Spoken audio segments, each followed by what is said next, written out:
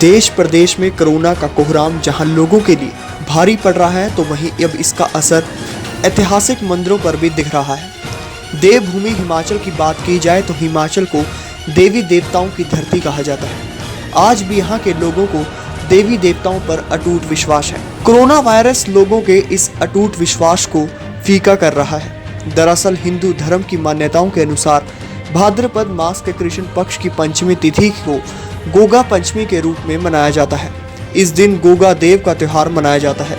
इस साल यह पवित्र त्योहार 12 अगस्त 2020 को मनाया जा रहा है। तो वहीं हम आपको आज जिला सिरमौर के सिलाई के सबसे प्राचीन और ऐतिहासिक गोगा मंदिर में गोगा नवमी के दिन हजारों की तादाद में शिमला के चौपाल, रोहड़ू गुमा, उत्तराखंड के जौनसार, बाबर समूचे सिरमौर डिस्ट्रिक्ट पंजाब हरियाणा उत्तराखंड आदि राज्यों के श्रद्धालु यहां शीश झुकाने के लिए पहुंचते थे, पर इस बार लोग कोरोना वायरस के कोहराम के चलते मंदिरों तक नहीं पहुंच पाए।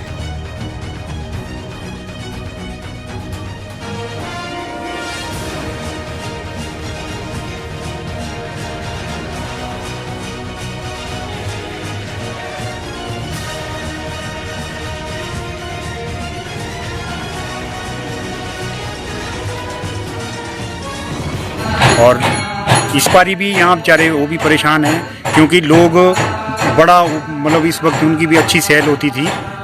2-3 दिन लोग जब इकट्ठे होकर यहाँ रहते थे तो उनकी भी अच्छी सेल होती थी, उसके कारण वो भी बेचारे परेशान हैं। उनका भी सेल भी नहीं हो रही है, लोग भी नहीं है, तो इसलिए वो भी बेचारे परेशान हैं। पर क्या करें, यहाँ तो पूरा देश ही परेशान है, यानी समझो वर्ल्ड ही परेशान है। तो इसके कारण हमने इसको सीमित रखा।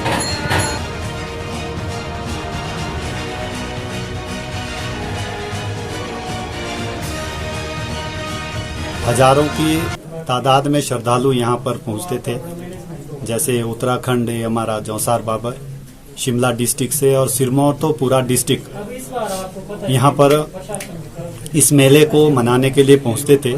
लेकिन इस महामारी ने इतना प्रभाव डाल दिया है कि कमेटी को और जो कमेटी ने प्रशासन के दिशा निर्देश अनुसार इस वर्ष निर्णय लिया कि ये जो पर्व है वो सभी लोग अपने अपने घर में ही महाराज का व्रत रखें और वहीं पर अपना व्रत का उद्यापन करें, ताकि इस भीड़ को इकट्ठा ना कर पाएं और प्रशासन द्वारा दिए गए दिशा निर्देशों का पालन कर सकें।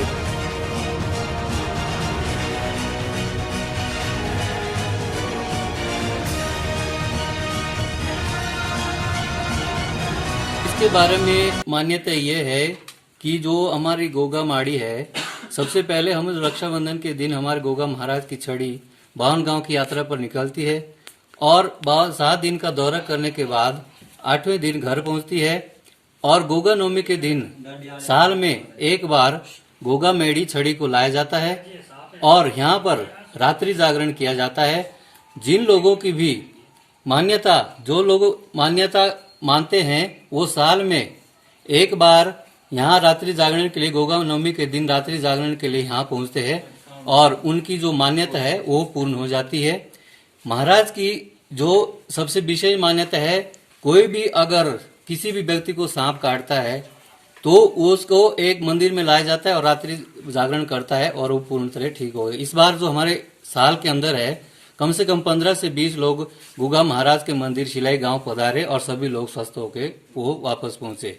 सबसे पहले विषय मान्यता तो ये है कि सांप काटने से कोई भी किसी को भी कोई ये मतलब आज तक ऐसा कोई मरा नहीं है यहाँ। और दूसरी बात है, कोई भी अगर विष दे, जहर दे, वो भी ये महाराज की हमारे जहर का भी कोई प्रभाव नहीं होता है उसके शरीर पे। और पुत्र प्राप्ति के लिए भी विशेष वरदान है इस महाराज का है। कोई अगर यहाँ विशेष कोई तपस्या करता है, जो इनकी है वो करता है, तो उस ये जो हमारा कोई पुत्र प्राप्ति भी इनका ये वरदान प्राप्त होता है। और जो हमारा गोगा माड़ी इस बार कोविड-19 के चलते यहाँ हमारा साल में एक बार गोगा नवमी का मेला बड़े धूमधाम से शिलाई एरिया का सबसे बड़ा मेला होता है। यहाँ कम से कम 8 से 10 हजार लोग यहाँ रात्रि जागरण के लिए पहुंचते हैं। हमारी बड़ी जो कमेटी है गोगा झारवीर सेवा समिति 8 दिन से तैयारी करती है। यहाँ बड़ी अच्छी व्यवस्था की जाती है, टेंट की, लाइट की, फल की, फ्रूट की, चाय की, सभी व्यवस्था यहाँ मतलब उनके लिए इससे पहले की जाती थी। जो विशेष व्यवस्था है कि जूतों के लिए अलग से टोकन नंबर दिए जाते थे और सारी व्यवस्था हमारी कमेटी द्वारा विशेष प्रबंध किया जाता था। लेकिन इस बार प्रशासन और कोविड-19 के चलते जो हमारे को आदेश मिले हैं कि आप लोग मंदिर में भीड़ इकट्ठा ना करें, सिर्फ आप शिलाई गांव से गोगा मेढ़ी अपनी छड़ी, महाराज की छड़ी ले जाएं और वहां कम से कम 20-30 लोग जाएं और रात्रि जागरण करें।